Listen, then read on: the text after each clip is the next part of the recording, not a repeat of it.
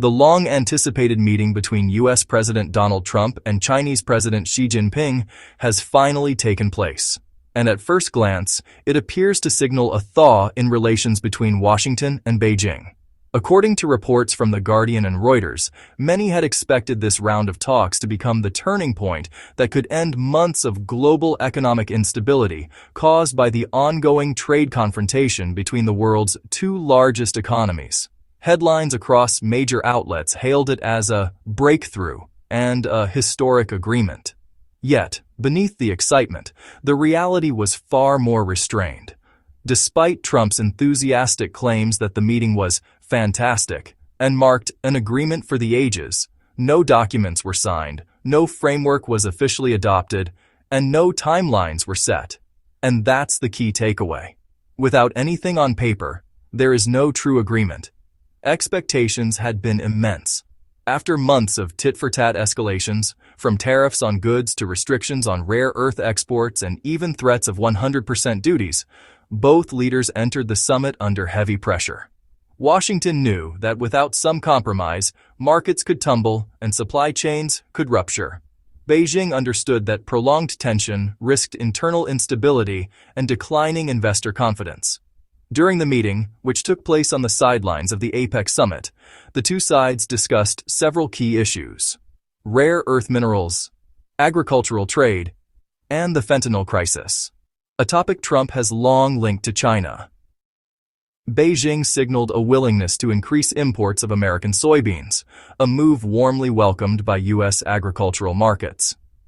Analysts in the northern plains quickly noted that soybean prices had already begun to rise ahead of the talks. On tariffs, Trump announced that duties on certain Chinese imports tied to the fentanyl dispute would be reduced from 20% to 10%, effectively lowering China's overall rate from 57% to roughly 47%. The two sides also reached an understanding that China would continue exporting rare earth elements, vital for electronics, batteries, and defense technologies, and that the U.S. would hold off on imposing 100% tariffs for now. But in the end, the meeting fell short of the enormous expectations. Why? Because nothing was signed. There was no concrete implementation plan, no enforcement mechanism, and no guarantees. What emerged was a verbal understanding, optimistic in tone but fragile in substance. As The Guardian noted, the negotiations could end months of economic chaos, yet the contours of the supposed deal remain unclear. China's official statement described the outcome as hard-won and stressed the need for both sides to ensure follow-through. In Washington, officials spoke of another potential round of negotiations in April, but no date, agenda, or framework has been confirmed. There were, however, a few tangible outcomes. China's agreement to purchase additional U.S. soybeans was seen as a symbolic but positive step. Similarly, keeping rare earth minerals off the sanctions list eased concerns in Washington about supply chain disruptions. Still, one uncomfortable truth remains. No official suspension or cancellation of the threatened 100% tariffs has been documented. The threat lingers, ready to be activated at any moment. What we're witnessing, then, is not peace, but a truce, a fragile pause that could collapse with a single tweet from Trump or one miscalculated move from Beijing. Diplomatic insiders describe China's recent gestures, soybean purchases and rare earth cooperation, as signs of goodwill, but make no mistake, Beijing has not played its strongest cards. The U.S., for its part, failed to secure any legally binding commitments, making this truce inherently unstable.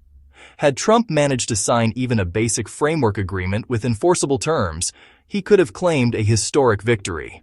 But for now, the glowing headlines mask a shallow outcome. Markets have reacted cautiously.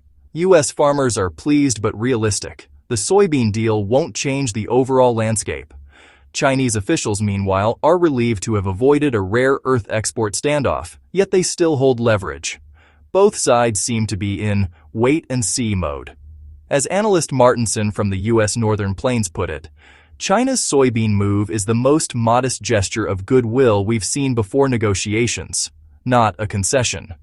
If both nations maintain the current balance, global markets may breathe a little easier.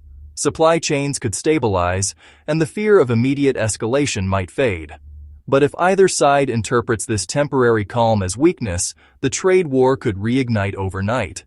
Analysts agree, without signatures, there are no guarantees. In the end, the meeting between Trump and Xi stands as a symbol, but a symbol is not a contract.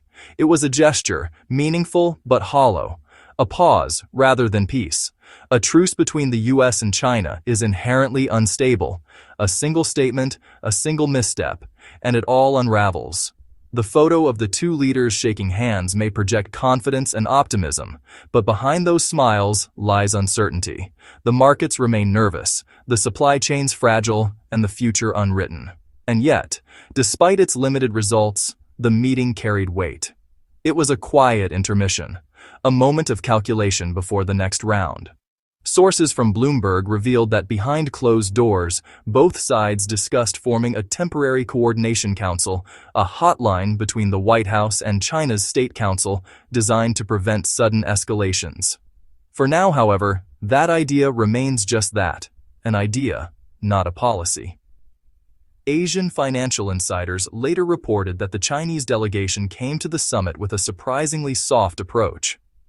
One delegate told the Financial Times, "We didn't come to negotiate. We came to see how far Trump would go. Then we'll plan our next move." In other words, Beijing is not yielding. It's strategizing for the long game. Meanwhile, in the United States, the event has already become campaign material. Trump touts it as a victory of American strength and claims that China now understands everything. But within the walls of the White House, the tone is far more reserved. Officials quietly admit that the true breakthrough has merely been delayed, and that Beijing is waiting to see the outcome of the 2026 U.S. elections before making any decisive commitments. Symbolically, the meeting ended in silence. No applause, no fanfare, no scripted celebration. The two leaders exchanged firm handshakes and restrained smiles. Their words were few, but their expressions said it all. This story isn't over. It was a calm before another storm, a calculated pause in a conflict that's far from resolved.